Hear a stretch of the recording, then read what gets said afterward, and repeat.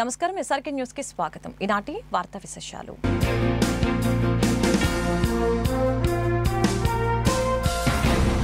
Guntur అరెండలపేటలోని Telugu Desam party జిల్లా కార్యాలయంలో శనివారం ఎన్టీఆర్ 29వ వర్ధంతి కార్యక్రమం జరిగింది.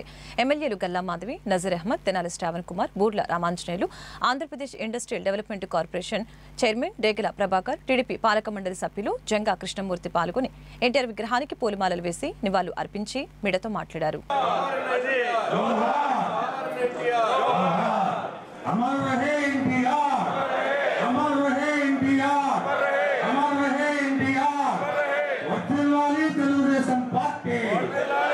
ఆరాధ్య దైవమైన నందమూరి తారక రామారావు గారి 29వ వర్ధంతిని పురస్కరించుకొని ఈరోజు జిల్లా పార్టీ ఆఫీస్లో నాయకులతో, కార్యకర్తలతో, అభిమానులతో ఘన నివాళులను అర్పించడం జరిగింది. నిత్యం మనసులో ఉండిపోయి నిత్యం ఆరాధ్య దైవంగా నిలిచే ఏకైక వ్యక్తి ఆంధ్రులకి మన నందమూరి తారక రామారావు గారు అని అనుకోవడంలో ఏమాత్రం సందేహం లేదు. బడుగు బలహీన వర్గాల అభ్యున్నతి కోసం ఆనాడు తెలుగుదేశం పార్టీని స్థాపించడం, అది నిరంతరాయంగా ఇప్పటికీ కూడా అదే బడుగు బలహీన వర్గాల సంక్షేమం కోసం, అభివృద్ధి కోసం పాటుపడుతూ ముందుకు తీసుకెళ్తున్న చంద్రబాబు నాయుడు గారు, నారా లోకేష్ గారు, వారందరూ ఎన్టీఆర్ గారి స్ఫూర్తితో ముందుకు వెళ్ళడం, అదేవిధంగా మేము నాయకులమందరం కూడా ఆ స్ఫూర్తిని ముందుకు తీసుకువెళ్తూ ఈరోజు సంక్షేమ పథకాలతో రాష్ట్ర అభివృద్ధిలో పాలు పంచుకుంటూ ముందుకు వెళ్తూ ఉన్న క్రమంలో ఇలాగా ఆయనకి జయంతుల రూపంలో, వర్ధంతుల రూపంలో నివాళులు అర్పించడం చాలా సంతోషకరం. నిత్యం ఆయన స్ఫూర్తిని మనసులో ఉంచుకుని ముందుకు సాగాల్సిందిగా ప్రతి ఒక్కరిని కోరుకుంటూ సెలవు తీసుకుంటాం. తెలుగు జాతి గర్వించదగ్గ మహానాయకుడు స్వర్గీయ నందమూరి తారక రామారావు గారి 29వ వర్ధంతి రాష్ట్రం నలుమూలే కాకుండా ప్రపంచ దేశాల్లో ఉన్నటువంటి తెలుగువారు ఆయన ఘనమైనటువంటి నివాళులు అర్పిస్తున్నటువంటి పరిస్థితులు. ఆంధ్ర రాష్ట్ర అవతరణ కోసం పొట్టి శ్రీరాములు గారు త్యాగం చేసి ఆంధ్ర రాష్ట్రాన్ని ఏర్పాటు చేస్తే తెలుగువారి ఆత్మగౌరవాన్ని ప్రపంచ దేశాలకు చాటి చెప్పినటువంటి మహానాయకుడు దివంగత ముఖ్యమంత్రి అన్న నందమూరి తారక రామారావు గారు. అంతేకాకుండా ఎన్టీఆర్కు ముందు, ఎన్టీఆర్కు తర్వాత అనేటువంటి విధంగా రాష్ట్రంలో ఉన్నటువంటి పేద బడుగు బలహీన వర్గాలకు అనేక రకాలుగా ఆదుకునేటువంటి కార్యక్రమే కాకుండా రాజకీయ భవిష్యత్తు కలిగించినటువంటి నాయకుడిని ప్రతి ఒక్క బడుగు బలహీన వర్గాలు, బీసీలకు సంబంధించినటువంటి నాయకులందరూ కూడా ఆయన్ని స్మరించుకుంటున్నటువంటి పరిస్థితులు ఉన్నాయి. ఈరోజు పేదవారి కోసం 2 రూపాయల కిలో బియ్యం కానీ, కూడు గూడు నీడ అనే నినాదంతో ప్రజలకు దేవుళ్ళుగా భావిస్తూ, సమాజాన్ని దేవాలయంగా భావిస్తూ ఏర్పాటు చేసినటువంటి తెలుగుదేశం పార్టీ అన్నగారి స్ఫూర్తితో చంద్రబాబు నాయుడు గారి నాయకత్వంలో ముందుకు సాగి ఈ రాష్ట్రాన్ని అగ్రగామి రాష్ట్రంగా తీర్చిదిద్దడానికి ముందుకు సాగుతామని చెప్పి కూడా ఈ సందర్భంగా తెలియజేస్తూ అన్నగారి ఘనమైనటువంటి నివాళులు అర్పిస్తూ ఉన్నాం. పద్మశ్రీ డాక్టర్ ఎన్టీ రామారావు గారి 29వ వర్ధంతి. ఆయన సినిమా నటుడే కాదు, ఆంధ్ర రాష్ట్ర ప్రజలందరికీ కూడా అన్నగా పిలుచుకోబడ్డ నాయకుడు. అంతేకాదు తెలుగుదేశం వ్యవస్థాపక అధ్యక్షులు. తెలుగుదేశం పార్టీ పెట్టినప్పుడు ఆయన చెప్పిన మాటలే స్ఫూర్తి తెలుగుదేశం నాయకులకి, కార్యకర్తలకి. సమాజము దేవాలయం, ప్రజలే దేవుళ్ళు అన్న సూక్తితో సంక్షేమ కార్యక్రమాలన్నింటినీ అమలు చేసి భారతదేశానికే ఒక దిక్సూచిలాగా స్ఫూర్తి కలిగించిన వ్యక్తి నందమూరి తారక రామారావు గారు. చనిపోయి 29 సంవత్సరాలు అయిపోయినా కూడా ఈరోజు కూడా రోజు రోజుకి ఆయన ఖ్యాతి ఇనుమడిస్తూ ఉంది. దానికి ముఖ్యమైన కారణం ఏంటంటే పేద బడుగు వర్గాల వారిని ఆయన ఒక మంచి నాయకత్వంలోకి, సంక్షేమాన్ని చేసి చూపించిన వ్యక్తి నందమూరి తారక రామారావు గారు. నేడున్న కూటమి ప్రభుత్వం నారా చంద్రబాబు గారి నాయకత్వంలో అన్న నందమూరి తారక రామారావు గారు ప్రవేశపెట్టిన సంక్షేమ కార్యక్రమాలతో పాటు అనేక సంక్షేమ అభివృద్ధి కార్యక్రమాలని జోడు గుర్రాల్లాగా ముందుకు నడిపించగలుగుతున్న సంగతి మనందరికీ తెలుసు. కేంద్ర ప్రభుత్వ పథకాలు, వాటి అమలుపై శనివారం గుంటూరు కలెక్టరేట్ కార్యాలయంలో కేంద్ర సహాయ మంత్రి పెమ్మసాని చంద్రశేఖర్ సమీక్ష నిర్వహించారు.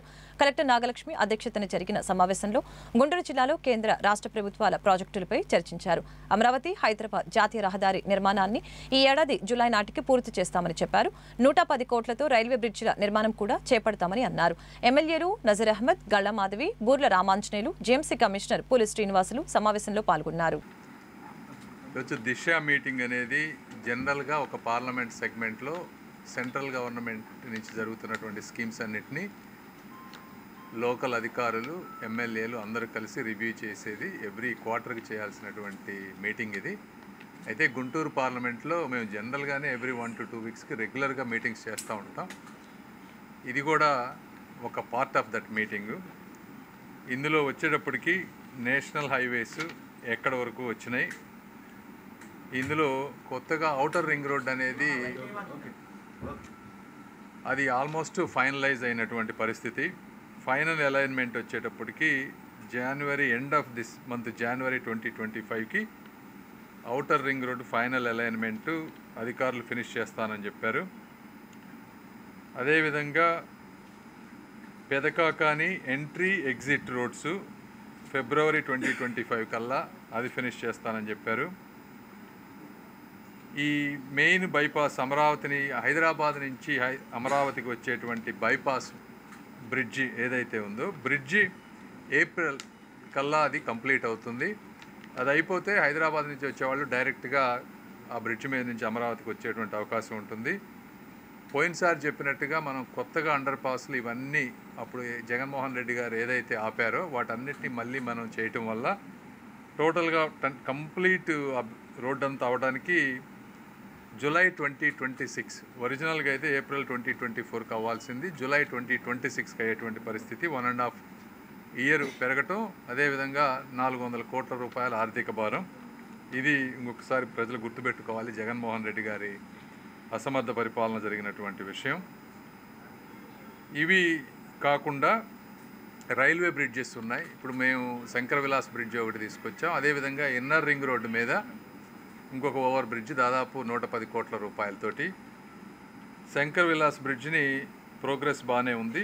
రేపు April 1st వీక్ దాన్ని శంకుస్థాపన చేయాలి. ఈలోపు టెండర్స్ కంప్లీట్ చేయాలనుకుంటున్నాం. అది ప్రోగ్రెస్లో ఉంది, ఇబ్బంది లేదు. తర్వాత ఇన్నర్ రింగ్ రోడ్డుకి శాంక్షన్ అయింది. వచ్చే 8 వారాల్లో అంటే 2 నెలల్లో ఎస్టిమేట్స్ టెండర్ ప్రాసెస్కి పిలవాలని నిర్ణయించారు. అదేవిధంగా టెండర్ అయిపోయి గ్రౌండ్ బ్రేకింగ్కి ఇంకొక అడిషనల్ 2 months, అంటే వితిన్ 4 to 5 monthsలో ఇన్నర్ రింగ్ రోడ్ బ్రిడ్జి కూడా పట్టాలు ఎక్కాలనేది మా అభిమతం. పరిసరాల పరిశుభ్రత ప్రజల ఆరోగ్యమే ప్రభుత్వ ధ్యేయమని గుంటూరు తూర్పు పశ్చిమ నియోజకవర్గాల ఎమ్మెల్యేలు నజీర్, మాధవి స్పష్టం చేశారు. గుంటూరు కలెక్టరేట్ నుంచి హిందూ కాలేజీ సిగ్నల్ వరకు జీఎంసీ కమిషనర్ పులి శ్రీనివాసుల ఆధ్వర్యంలో శనివారం స్వచ్ఛాంధ్ర స్వచ్ఛ దివస్ ర్యాలీ జరిగింది. ఎమ్మెల్యేలు ర్యాలీని ప్రారంభించి మాట్లాడారు. ఎస్పీ సతీష్ కుమార్, కార్పొరేటర్లు, జీఎంసీ అధికారులు ఈ ర్యాలీలో పాల్గొన్నారు. స్వచ్ఛాంధ్ర స్వచ్ఛ దివస్ పేరుతో గౌరవ ముఖ్యమంత్రి గారు తీసుకున్నటువంటి ఈ కార్యక్రమాన్ని రాష్ట్ర వ్యాప్తంగా ఈరోజు ఘనంగా నిర్వహిస్తున్నటువంటి పరిస్థితులు ఉన్నాయి. ముఖ్యంగా గుంటూరు నగరంలో కూడా కలెక్టరేట్ వద్ద నుండి హిందూ కాలేజ్ కూడలి మున్సిపల్ కార్పొరేషన్ వరకు ఈ ర్యాలీని నిర్వహిస్తూ ప్రజల్లో ఒక అవగాహన కార్యక్రమాన్ని, ముఖ్యంగా గౌరవ ముఖ్యమంత్రి గారు ఆరోగ్యవంతమైనటువంటి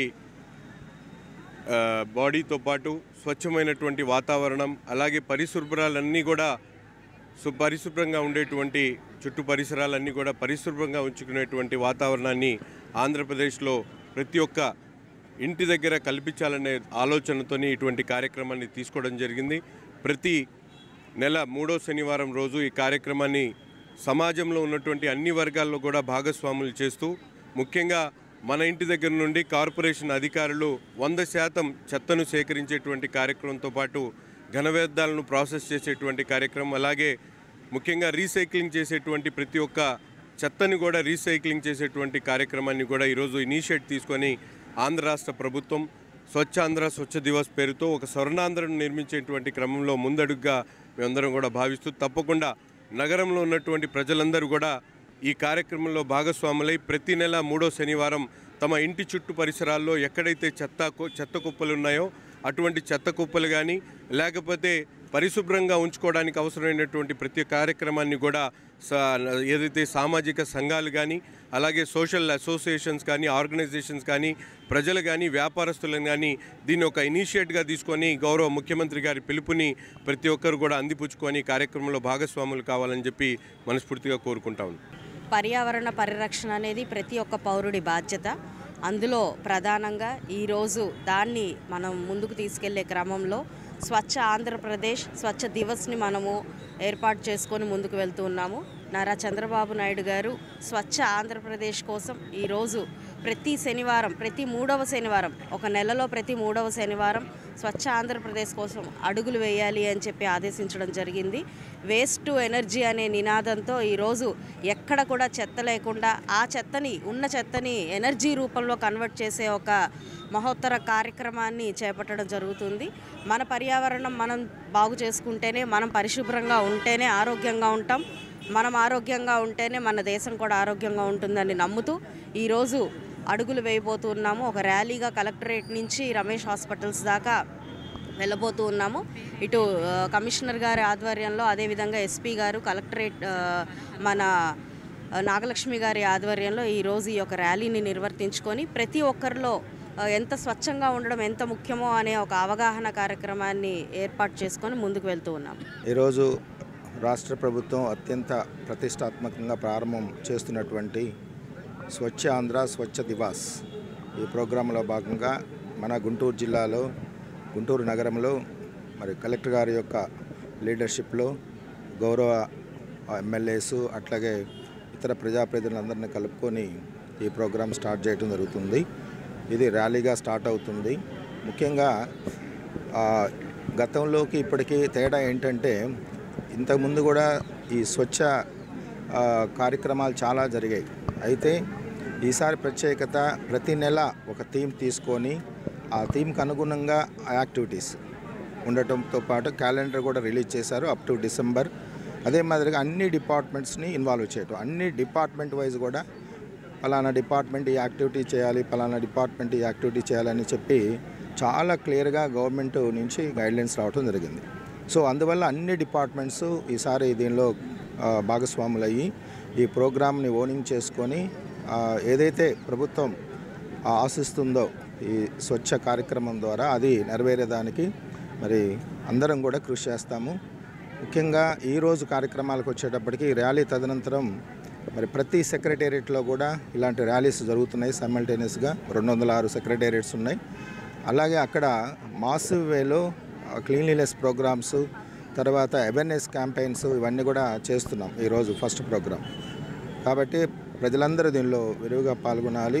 కేంద్ర సహాయ మంత్రి పెమ్మసాని చంద్రశేఖర్ ని శనివారం గుంటూరు కలెక్టరేట్ కార్యాలయం వద్ద బార్ అసోసియేషన్ సభ్యులు కలిసి వినతి పత్రాన్ని సమర్పించారు. పొన్నూరు న్యాయవాది బేతార ప్రకాష్ రావుపై దాడి చేసిన ఎస్ఐ రాజ్ కుమార్ వారి సిబ్బందిపై చర్యలు తీసుకోవాలని డిమాండ్ చేశారు. ఎస్పీని కలిసినా ఫలితం లేకపోయిందని ఆవేదన వ్యక్తం చేశారు. పోలీసుల మొండి వైఖరితో న్యాయవాదులు భయభ్రాంతికి గురికావాల్సి వస్తుందని తెలిపారు. కలెక్టరేట్ రోడ్లోని రిజిస్ట్రేషన్ కార్యాలయం వద్ద నూతనంగా ఏర్పాటు చేసిన నందమూరి తారక రామారావు విగ్రహాన్ని గుంటూరు పశ్చిమ నియోజకవర్గ ఎమ్మెల్యేలు గల్లా మాధవి శనివారం అతిథిగా హాజరై ఆవిష్కరించారు. ఇందులో భాగంగా ఏర్పాటు చేసిన అన్నదాన కార్యక్రమాన్ని మాధవి ప్రారంభించారు. బడుగు బలహీన వర్గాల అభ్యున్నతి కోసం ఎన్టీఆర్ ఎనలేని కృషి చేశారని గుర్తు చేశారు. కన్నా నాగరాజు, స్థానిక పార్టీ నాయకులు ఈ కార్యక్రమంలో పాల్గొన్నారు. ఈరోజు నగరం పాలనలో ఎన్టీఆర్ గారి విగ్రహాన్ని ఆవిష్కరించుకోవడం జరిగింది. ప్రెసిడెంట్గా లాంవర్ధన్ రావు గారు ఉన్నారు, చలపతిరావు గారు ఈ విగ్రహ దాతగా ఉన్నారు. అయితే ఈరోజు 29వ వర్ధంతి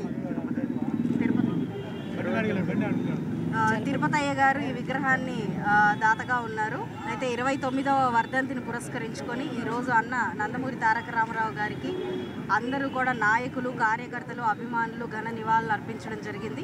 నగరం పాలనలో విగ్రహ ఆవిష్కరణ కూడా చేసుకోవడం జరిగింది.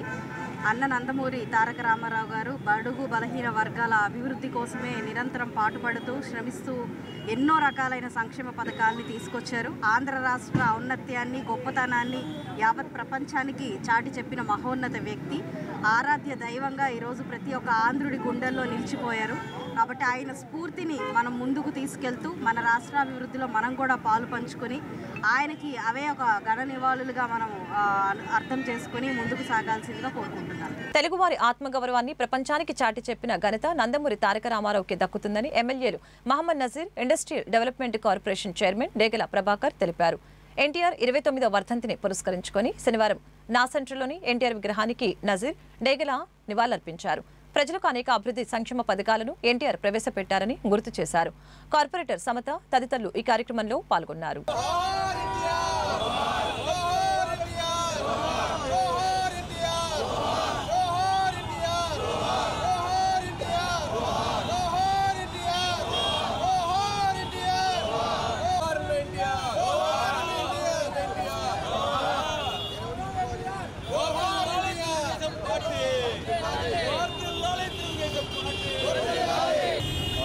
ఆంధ్రప్రదేశ్ అవతరణ పొట్టి శ్రీరాములు గారి ద్వారా జరిగితే ఆంధ్రప్రదేశ్ తెలుగువారి ఆత్మగౌరవాన్ని ప్రపంచ స్థాయికి తీసుకెళ్ళినటువంటి మహానాయకుడు అన్న నందమూరి తారక రామారావు. అటువంటి మహానాయకుడిని స్మరించుకోవడం ఈరోజు 29వ వర్ధంతి సందర్భంగా రాష్ట్రంలోనే కాదు ప్రపంచ దేశాల్లో కూడా అటువంటి మహానాయకుడిని స్మరించుకుంటూ ఆయన ఘనమైనటువంటి నివాళులు అర్పిస్తున్నటువంటి పరిస్థితి. ఈరోజు ఆంధ్ర రాష్ట్ర అవతరణ తర్వాత ఎన్టీఆర్కి ముందు ఎన్టీఆర్కి తర్వాత అనేటువంటి విధంగా పేద ప్రజల పక్షపాతిగా బడుగు బలహీన వర్గాల బంధువుడుగా ఈరోజు ఆయన ప్రతి ఒక్క మనసులో ఉన్నటువంటి పరిస్థితులు ఉన్నాయి. ముఖ్యంగా ఆనాడు 2 రూపాయల కిలో బియ్యం దగ్గర నుండి పేదవారికి ఇల్లు కూడు గుడ్డ నినాదంతో అనేక సంక్షేమ కార్యక్రమాలు రచించి ఈరోజు భారతదేశంలోనే సంక్షేమానికి ఒక పెద్దపీట వేసినటువంటి మహానాయకుడు ఎన్టీఆర్ గారు. అటువంటి నాయకుడిని స్మరించుకుంటూ ఆయన స్ఫూర్తితో తెలుగుదేశం పార్టీ ముందుకు సాగుతూ ఈరోజు కూడా అదే ఒరవడితో అనేక సంక్షేమ కార్యక్రమాలని మన నాయకుడు చంద్రబాబు నాయుడు గారు చేస్తున్నటువంటి పరిస్థితులు ఉన్నాయి. తెలుగుదేశం పార్టీ వ్యవస్థాపకులు నందమూరి తారక రామారావు గారి ఇవాళ 29వ చనిపోయి ఈరోజుకి 29 సంవత్సరాలు అయిన కారణంగా ప్రతి రాష్ట్రంలో ప్రతి వాడలో కూడా ఈ రోజున ఎన్టీ రామారావు గారు చేసినటువంటి సేవలు తెలుగుదేశం పార్టీ స్థాపించి బడుగు బలహీన వర్గాలకి చేసినటువంటి సేవలు మర్చిపోలేనివి. ఇలా ప్రతి ప్రాంతంలో కూడా బడుగు బలహీన వర్గాలు ఉదయాన్నే లేచి ఎన్టీఆర్ బొమ్మలు ఎక్కడుంటే అక్కడ పాలాభిషేకాలు చేసేసి ఆయన చేసిన సేవలను స్మరించుకుంటూ ఇవాళ ప్రతి ఒక్కరు కూడా ఘన నివాళులు అర్పిస్తున్నారు. అంటే ఒక మనిషి ఎక్కడి నుంచి ఎక్కడి దాకా ఎదిగాడు, చిన్న నిమ్మకూరు అనే గ్రామంలో జన్మించి ఇలా ప్రజలకి ఆరాధ్య దైవంగా అటు సినీ రంగంలో కానీ ఇటు రాజకీయ రంగంలో కానీ ఆయన ఒక ముద్ర వేసి ఇలా బడుగు బలహీన వర్గాలు అనేక పదవులు అనిపిస్తున్నారంటే అది తెలుగుదేశం పార్టీ ఎన్టీ రామారావు గారి పుణ్యం అనేది ప్రతి ఒక్కరు కూడా చెప్తారు. తెలుగుదేశం పార్టీ వ్యవస్థాపకులైన మన స్వర్గీయ ఎన్టీ రామారావు గారి 29వ వర్ధంతి సందర్భంగా ఈరోజు నా సెంటర్ కూడలిలో ఎన్టీ రామారావు గారికి మన ఎమ్మెల్యే గారు మన డేగల ప్రభాకర్ గారు కానీ అందరు నాయకులు, జనసేన నాయకులు, బీజేపీ నాయకులు అందరూ కూడా ఈరోజు నివాళులు అర్పించడం జరిగింది. మనకి ఫస్ట్ నుంచి అసలు తెలుగుదేశం పార్టీ సిద్ధాంతమే సమాజమే దేవాలయము, ప్రజలే దేవుళ్ళు అనే నినాదంతోనే పార్టీని ఏర్పాటు చేయడం జరిగింది. ఆ రోజుల నుంచి బడుగు బలహీన వర్గాల ప్రజల కోసం కూడా కూడు గుడ్డ నీడ అనేది ప్రతి ఒక్కరికి అందుబాటులో ఉండాలని చెప్పేసి ఆ రోజుల్లోనే పేదవారికి పక్కా ఇల్లు కట్టియటం కానివ్వండి, కిలో బియ్యం 2 రూపాయలకి ఇచ్చేది కానివ్వండి, అన్నీ కూడా ఆ రోజుల్లోనే అమలు చేయడం జరిగింది. అదేవిధంగా పేదవారి డెవలప్మెంట్ కోసం కూడా చంద్రబాబు నాయుడు గారు కూడా ఎన్టీ రామారావు గారి సిద్ధాంతాలని లోకేష్ బాబు గారు కానీ చంద్రబాబు నాయుడు గారు కానీ ఆ సిద్ధాంతాలను అమలు చేస్తూ ఇన్ని సంవత్సరాల నుంచి అమలు చేస్తూ ఫైట్ చేస్తూ ఉన్నారు, పోరాటాలు చేస్తూనే ఉన్నారు. దేశంలో ఉన్న కార్పొరేట్ మతోన్మాద ప్రభుత్వాన్ని ధిక్కరించాల్సిన అవసరం ఉందని సిఐటియు అఖిల భారత కోశాధికారి ఎం సాయిబాబా పిలుపునిచ్చారు. బ్రాడీపేటలోని యూటీఎఫ్ కార్యాలయంలో శనివారం సిఐటియు జాతీయ మాజీ అధ్యక్షులు బాలానందన్ శత జయంతి సభ జరిగింది. ఇందులో భాగంగా సాయిబాబా మాట్లాడుతూ కార్మిక దోపిడీలకు పాల్పడుతున్న ప్రభుత్వ విధానాలని కార్మికులంతా కలిసి ఐక్యంగా తిప్పికొడతామని స్పష్టం చేశారు.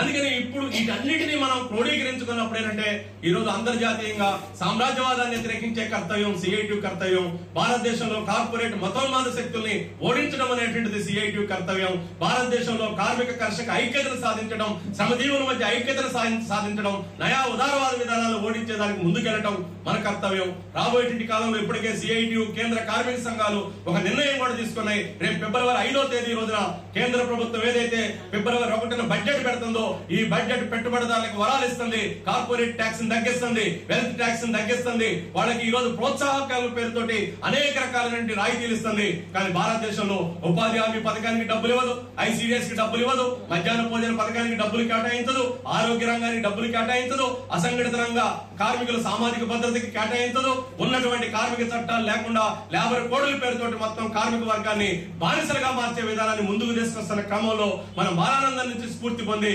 ఖచ్చితంగా ఈ విధానాలని సిఐటి ఎదుర్కొంటది, కార్మికులను ఐక్యం చేస్తుంది, కార్మికోద్యమాన్ని ఒక విప్లవ స్ఫూర్తితో ముందుకు తీసుకెళ్లగలుగుతాం అనేటువంటి ఆత్మవిశ్వాసంతో ముందుకెళ్ళటమే కామ్రేడ్ బాలానందన్ గారికి ఇచ్చే నిజమైన నివాళి. ఆ ఆశయాన్ని ముందుకు తీసుకెళ్ళడానికి మనందరం ప్రయత్నం చేద్దామని తెలియజేస్తూ ఈ రోజు ఈ సత్యజయంతి సభ నిర్వహించినటువంటి ఏపీ కమిటీకి మరొకసారి ప్రోగ్రాంలు తెలియజేస్తూ నేను సెలవు తీసుకుంటాను. గుంటూరు నగరంలోని అహల్య హాస్పిటల్లో శనివారం స్వచ్ఛ దివస్ కార్యక్రమం జరిగింది. డాక్టర్ శనిక్కర ఉమాశంకర్ మాట్లాడుతూ స్వచ్ఛత అనేది ప్రజల జీవన విధానంలో భాగమే, శుభ్రత అనేది ప్రజల ఆలోచనలకి ప్రతిరూపం కావాలని ఆకాంక్షించారు. పరిసరాలను శుభ్రంగా ఉంచుకోవటం, స్వచ్ఛతను కాపాడటం అనేది మనందరి బాధ్యత అని చెప్పారు.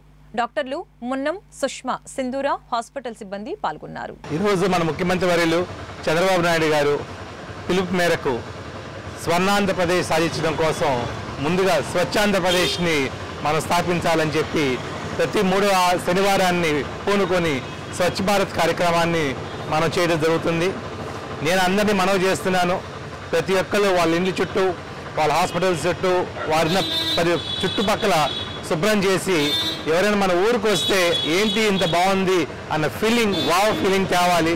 శుభ్రమైన ఊరు, శుభ్రమైన రాష్ట్రం, అత్యుత్తమమైన స్థానానికి మనం చేరాలంటే శుభ్రంతో మొదలవుద్ది. ఆ రోజు గాంధీ గారు పిలుపునిచ్చారు. ఆయన యొక్క స్ఫూర్తి మేరకు మన మోడీ గారు స్వచ్ఛ భారత్ కార్యక్రమాన్ని మొదలుపెట్టారు. ఇప్పుడు మన చంద్రబాబు నాయుడు గారు స్వర్ణాంధ్రప్రదేశ్ సాధించడం కోసం స్వచ్ఛ ఆంధ్రప్రదేశ్ని స్థాపించి ముందు స్వర్ణాంధ్రప్రదేశ్కి అడుగులేద్దాం. అందరికీ మనవి చేసుకుంటున్నాను, స్వచ్ఛ భారత్ కార్యక్రమాన్ని చేయండి, పరిసరాలు శుభ్రంగా ఉంచండి, మన ఆంధ్రప్రదేశ్ని క్లీన్గా ఉంచండి. Clean and green Andhra Pradesh for wealthy Andhra Pradesh and healthy Andhra Pradesh. ఈ వార్తలు ఇంతతో సమాప్తం. మరొక బులెటిన్లో మళ్ళీ కలుద్దాం. నమస్కారం.